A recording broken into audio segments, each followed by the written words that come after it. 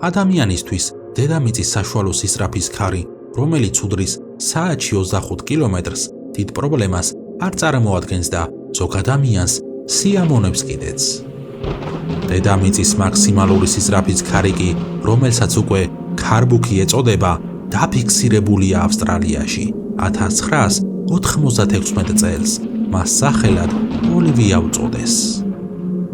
რომლის სიჩქარე 408 კილომეტრს უდრიდა საათში, ხოლო ყველაზე სწრაფი ტორნადო კი, რომელიც ამერიკის ერთ-ერთ შტატში დააფიქსირეს, მოხდა 1999 წელს, რომლის სიჩქარე უდრიდა 512 კილომეტრს საათში და გაგრძელდა მხოლოდ 3 წამი.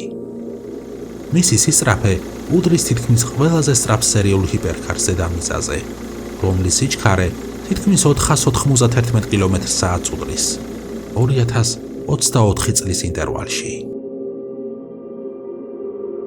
ვენერა ვერ იამაღებს ასეთი შთამბეჭდავი ქარის სიჩქარით, რაც ჩვენ ზედაპლანეტას აქვს.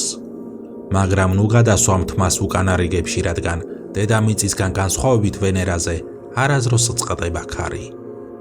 დღე და ღამ, კვირების, თვეების, წლების და საუკუნეების მანძილზე მასზე არასდროს წყდება ქარი.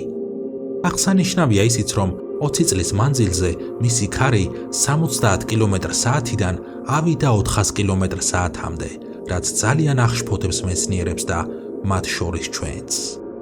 მისი დაუნდობელი ქარი სათავეს იღებს პლანეტის ეკვატორიდან, ესე იგი პოლუსებს შორის მონაკვეთიდან და ორივე მხარეს მიემართება, ორივე პოლუსზე. თუ დედამიწაზე, კოსმოსიდან ჩანს დაახლოებით 7-8 ქარის მორევი, რომლებიც სხვადასხვა მხარეს ტრიალებენ და მიემართებიან, ვენერაზე ისინი მხოლოდ ორ მხარეს, სამხრეთ და ჩრდილოეთ პოლუსისკენ მიემართებიან. როგორც დასაწყისში ვახსენე, ვენერას ქარი პლანეტარულ მასშტაბს იღებს.